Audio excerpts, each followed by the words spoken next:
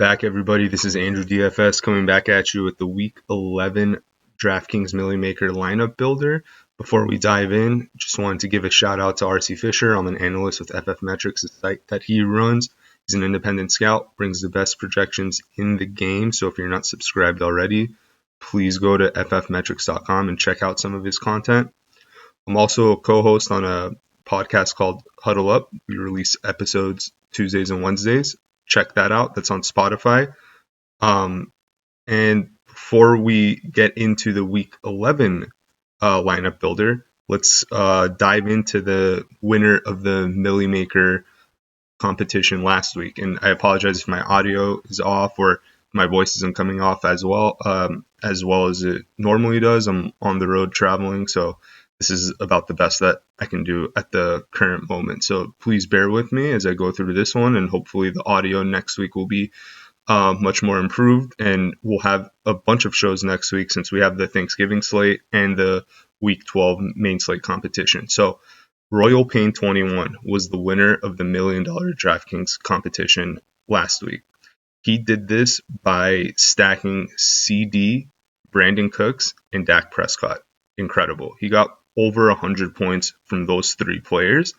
And I think the craziest part about it is just Dak and CD have been on a tear. I think CD broke a record in the NFL, 3 straight games of 10 catches or more with 150 yards. Think about all the receivers that have come through the NFL, Jerry Rice, Randy Moss, Julio Jones, and he's the one that breaks it. So bravo. Very good on CeeDee Lamb's part. Then everything else in this stack, besides an in-game Trey McBride and Arizona defense stack, which isn't really even a stack, everything else was a one-off piece. So Rachaad White at the running back slot and Najee Harris. I was actually looking at Najee last week and thinking in my head, wow, he has a pretty low price, even though I don't really like him as a player and don't think he can perform. He did have a touchdown here, and it was a pretty much that game script was all running last week. So really low price at $4,900 for running back with getting his touches. So he ended up getting the touchdown, and that made all the difference here. Then Keenan Allen popped. So here's the thing, like usually the way that I try to go for the Millie Makers is you want to have 2 really like high-powered receivers that can get you 35, 40 points, So here Keenan and CD both dropped 40, which is amazing. Like that's what you want to go for, and that puts you in the conversation for the Millie Maker. The other piece there, TJ Hawkinson, 33 points. The craziest part about TJ's week was that he pretty much got that right away, like in the first half. And I think like maybe 30 of his 33 points was in the first 2 quarters, is something crazy like that. And he got injured and didn't really finish the second half. So he could have really had a historic day here. Trey McBride, again, just on a tear. Since Zach Ertz went down, this guy's been targeted like crazy. And now he has Kyler Murray back. Murray's peppering him with targets. Incredible. And last but not least, Arizona defense. While this defense didn't really do anything amazing, the part that helped win this lineup is that it was cheap. So it allowed Royal Pain 21 to be able to stack Keenan, CD, have Dak in there. So this was more of like a throwaway piece, which ended up getting 3 points. So, I mean, it's not the worst play in the world. So congrats to Royal Pain 21. He submitted 150 lineups, and this one was the winner. So hopefully you do something fun with that $1 million. All right, now let's start talking about Week 11. So what we like to do on this show is just go line by line, look at all the over and unders, because I think that's a really good way to stack your DraftKings team or just draft the lineups or whatever. So if we start from the top, there's 11 games this week. The 4 teams that are on bye, Saints, Falcons, I believe Indy, and New England. I don't think anybody's going to be missing those teams from a fantasy perspective. Apologize if you're a fan of one of those teams. I'm actually a fan of one of those teams, so and I can tell you that their play this year has been disgusting, and I'm kind of happy they're on bye so I can focus on other teams. Anyways, first one, Steelers going into Browns. Over under there, 32.5. Deshaun Watson out for the season. This is going to be a very defensive game. Browns are favored by -1. I think Pittsburgh takes this one. Tomlin has a really good record against rookie QBs, but there are some fantasy pieces you can look into here. I don't know that I would trust anything like related to Najee or Jalen Warren, just given how good the Browns D is. Both Ds are a go for me. And then on the Brown side, Jerome Ford just looks really good. So although I think Steelers are going to win, the one play I'd make in this game is Jerome Ford from like a skill position perspective. If not, go for one of the defenses. Cardinals going into Texans. All of a sudden, this game is the highest over-under on the slate this week, which is nuts. If I told you in week 11 that the Cardinals and Texans game is going to be the highest point total or whatever, you'd think I'm crazy, but this is what it is. We get two young QBs in Kyler Murray and CJ Stroud going head-to-head. Texans favored by 6. I think the public is really pushing that number. I think, Cardinals with Murray are a lot better than meets the eye. So I think Kyler's going to go in there and take it. All offensive players are a go. Noah Brown is injured for the Texans, so be careful about that. But if we're looking at like Tank Dell, Dalton Schultz, Devin Singletary, Nico Collins, Robert Woods, they're all good. CJ Stroud, green light. And on the flip side with Kyler too, him and all of his offensive weapons, I don't have any issues with any of them. There are ones with more value than others. Like, for example, Trey McBride's pretty cheap compared to someone like James Conner, but everyone's gonna pretty much eat against both defenses. So this should live up to the bill of a high scoring game. Chargers Packers. Chargers going west to east, coming off a loss. Over under here is 44. I don't know how much I love it because the Packers' strength is their secondary, and that's pretty much the Chargers' strength, passing. So kind of like you're going on the road and your strength is their defensive strength. Yeah, I'm not too crazy about this matchup. And on the Packers side, I like Aaron Jones here. Chargers have trouble stuffing the run, and Aaron Jones is getting a lot more carries, so I think that could be good. Giants Commanders. 37.5 is the over-under, -9. Commanders are favored by 9. I think this is another spot where like this game is going to be a lot closer than what people think. I don't trust the Giants QB, so therefore I can't really trust anything pass catching wise on their team. And it's kind of hard to trust Saquon because that QB brings everything down with him. I don't know how this game is going to be close, but I just feel like 9's too much for this Commanders team. But on the flip side for the Commanders, again, because I feel like this game is going to be a little more closer, I don't know that I love the Sam Howell stack, even though a lot of people are pushing it, and I get the logic behind it. I would just avoid it. I do like Brian Robinson, though. Brian Robinson this week, Antonio Gibson's out. Robinson's getting a lot more run. He is the guy back there, so I'm going to fire him up for sure in a bunch of my lineups. Titans, Jaguars, both teams coming off a nasty loss, looking for a bounce back spot this week. So the over-under there, 39.5. I think all offensive weapons are pretty much a go there. Both secondaries are not too great. Will Levis looking to bounce back. Got to be careful with Levis on the road. And when he goes against a good D-line, I don't think the Jags have the best D-line in the world, but they do have one guy, Josh Allen, not the Buffalo Josh Allen, but the Jaguars Josh Allen, who's a pretty good pass rusher and should give Levis trouble. I don't know that I'd start Levis, but I think Lawrence is startable in this one, even though I'm not Lawrence's biggest fan. I think the Titans have a pretty bad secondary, and you want to take advantage of that. Bears-Lions. Justin Fields making his debut. This is going to be a fun game. Let's not forget what he did with DJ Moore. I think a lot of people are sleeping on that. So Moore's in a bunch of my lineups. I think him and Fields had a 3-touchdown game right before Fields went down for a little bit, and that's kind of in the back burner of a lot of people's minds. And also keep in mind, Fields doesn't really love Kmet. So if you're going to play this stack, I would go Fields, DJ Moore.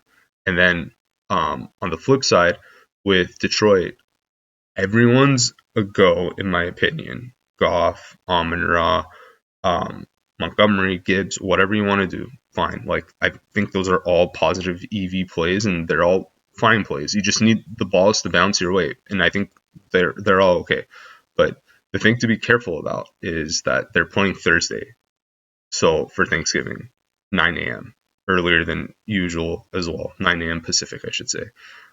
So it's a little, if they get on top of the Bears, or they one of their players gets nicked or something, they're going to probably hold them back, and maybe they think they can beat this Bears team without their full force or whatever. Like I don't think that the Lions are going to just step on these guys. That's why I love this Bears. Like I had some shares of Bears at +10. Now that line dropped to like minus 7.5. Like even at 7.5, if you get more than the touchdown on the hook, perfect for the Bears. I know that's more betting and not DFS, but I kind of like mix the two together when I'm making my decisions on who I'm going to play. So yeah, if you want to go, the way that I would do this is Fields and more, and you can do any bring back piece you'd like. If you want a cheap bring back piece on the Lions, I think Jameson Williams could have a pretty good day here, especially if they want to try to preserve or shelf their um, higher power guys like Amon-Ra St. Brown or Sam Laporta, and maybe give Jameson Williams some run before the Thanksgiving game. Okay, Raiders Dolphins. 46 is the over-under. Raiders on a 2-game win streak against two not so great teams. Miami's coming off a loss and a bye.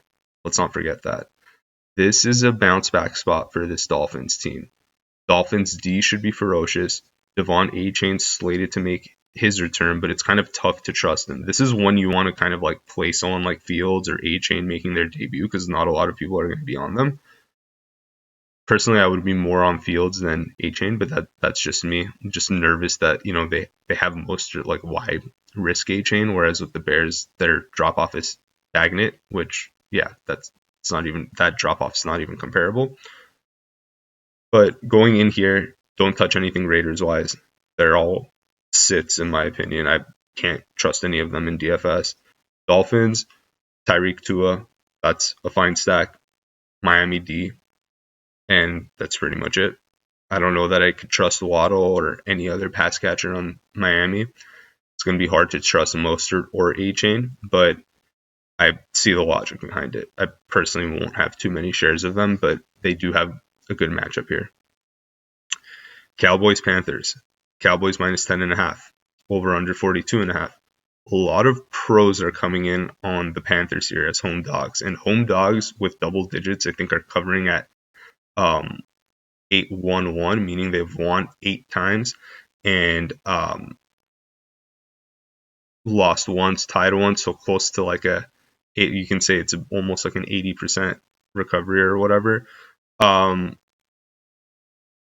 yeah, I don't know. I think Bryce Young is not that great, so I'm gonna fade him when I can.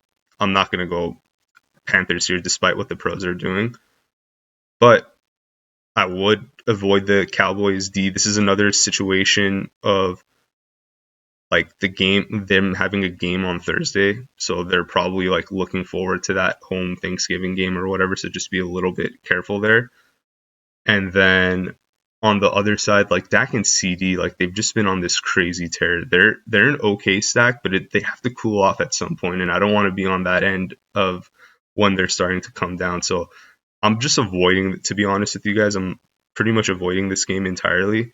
I could see Pollard probably having a good day, and there was a question in the chat about it, which I'll dive into now.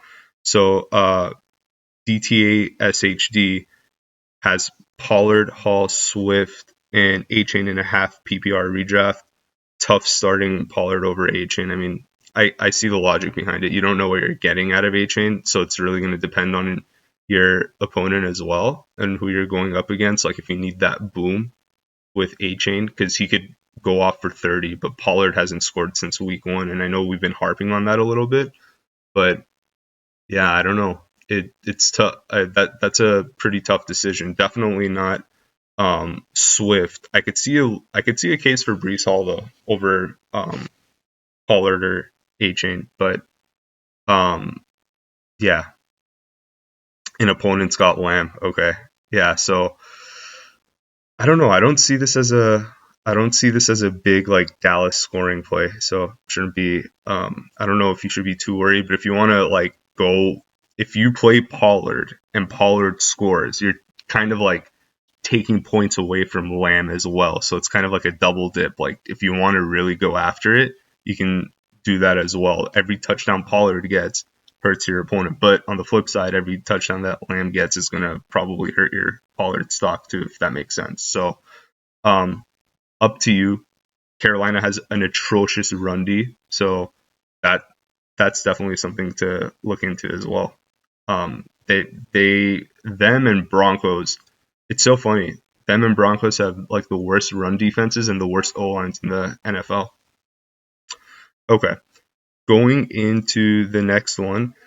Um, we have Bucks and 49ers. Brock Purdy coming off a crazy game against the Jaguars where he went 296, 3 touchdowns. A lot of people were thinking that this guy's done, whatever. But yeah, I mean, he just comes back and really starts, showing the world who he is. I'm bullish on this.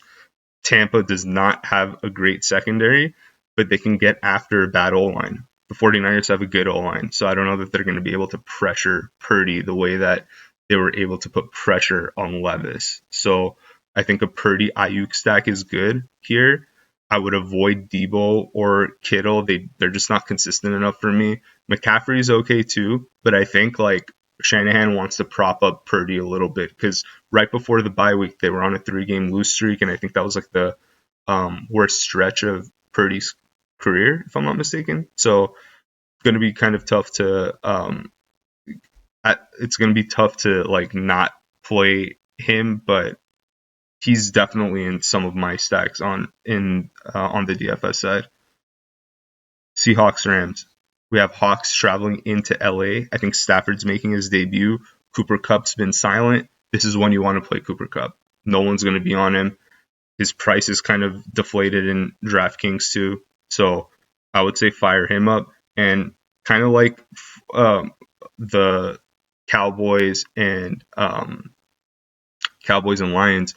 Seahawks are hosting a game of their own as well against the Niners. So they could also be kind of sleepwalking in this game. And same applies to the 49ers as well, meaning that they're kind of looking ahead, and more so with the Seahawks because they're kind of like they're not the top dog in that division and they're hosting the Niners, so they could be really like looking ahead to next week.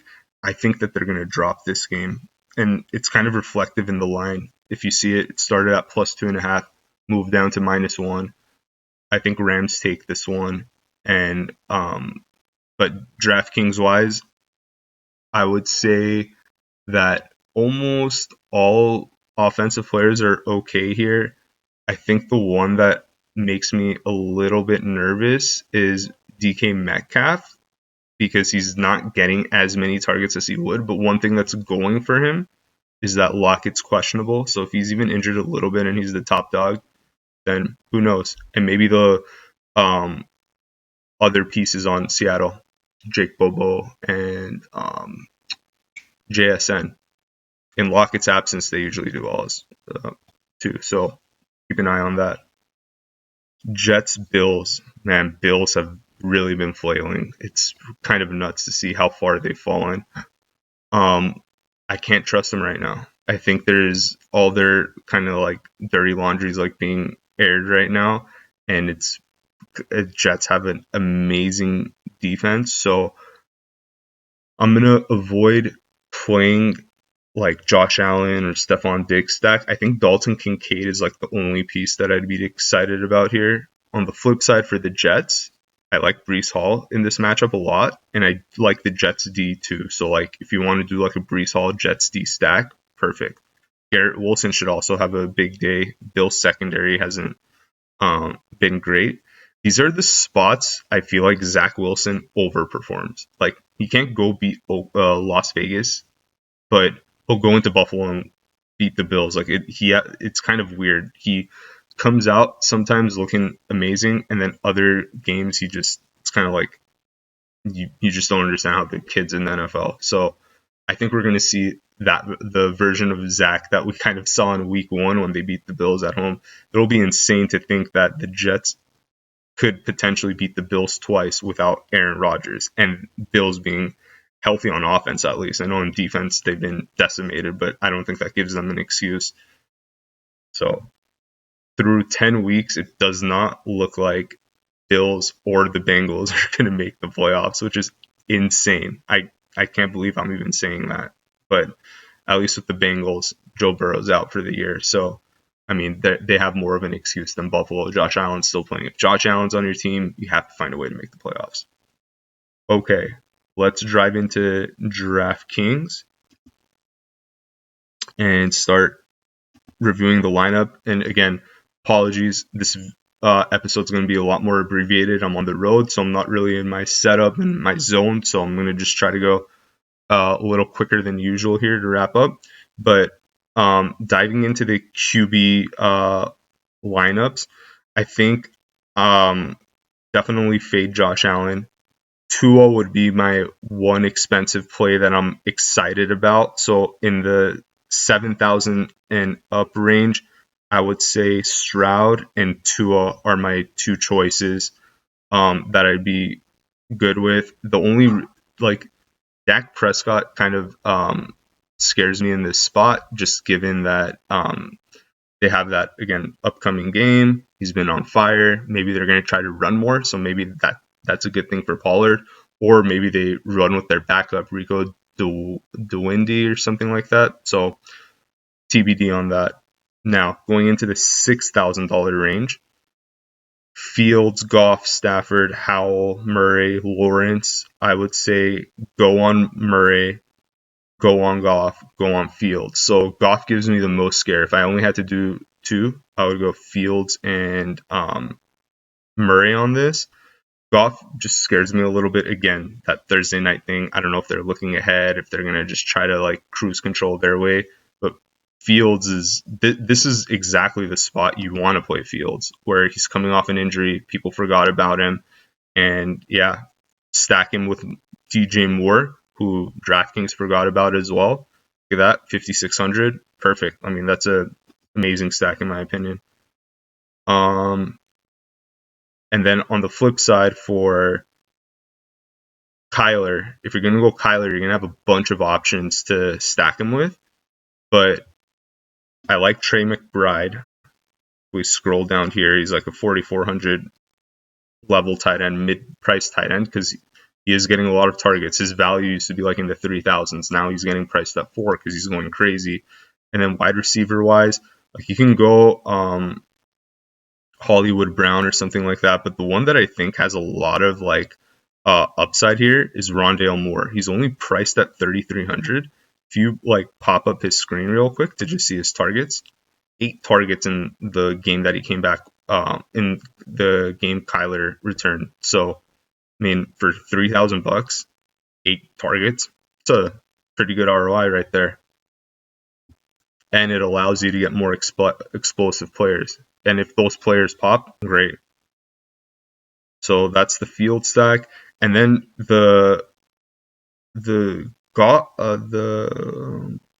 you're gonna play Goff too,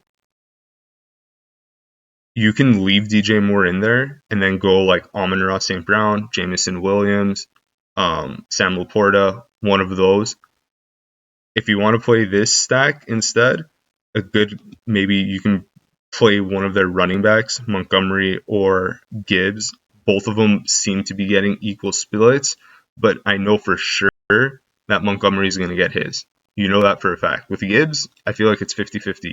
You don't really know if he's going to get it, if he fumbles, what's going to happen. But Montgomery is the veteran. He's the guy. He's guaranteed the touches, and he's cheaper. A lot less people are off of him, so I like that. Okay. Moving on to the cheaper guys. I would avoid Geno. I'd play Brock and stack him with Ayuk. We talked about that. And I don't see anything else I like down here. You can go for it all with Levis and pray to God that it works, but it's a very risky play, I think. Because, yeah, I mean, the Jaguars don't really have Tampa's D-line, but they do have someone that can get after him. So That's a little bit scary. Zach Wilson, not at 4,800. I don't know. Could happen. I mean, Bills are looking for a get right game too. I just don't see that happening anytime soon. Okay, let's go into the running backs really quick. CMC at 9,300. I'd avoid this. I think this is going to be a Brock game, not a CMC game. They're probably going to try to keep CMC under bubble wraps for that Thursday night game. So whenever I'm thinking like, oh, they have a short week or whatever, I think about their best player. Like for Detroit, that would be Amon-Ra St. Brown, right? Like, let's make sure this guy doesn't get injured. And Amon-Ra is kind of injury prone. Same with CMC. So guys that are injury prone, they're going to try to be like, okay, let's not push them too much. If we get on a big lead, they're probably going to come out early. So at 9,300, you need CMC to go for like close to 40 points. So I just don't see that happening this week. Eckler, I think he's a decent start. So out of all the $7,000 guys, I would probably go Gibbs, Eckler, and maybe even ETN. So those would be my like 3 picks up here. They all have really good upside. And then over here in the $6,000 range, it's hard to trust Mostert or A-Chain. But again, this is kind of when you want to. If you know if A-Chain is not playing, then Mostert's a go. This is a very good matchup for Mostert. Jacobs, I would not play him. Game script is not going to really be for a Miami game. Pollard's also going to be good in this one. So I think he's startable. I'd just be a little cautious with him.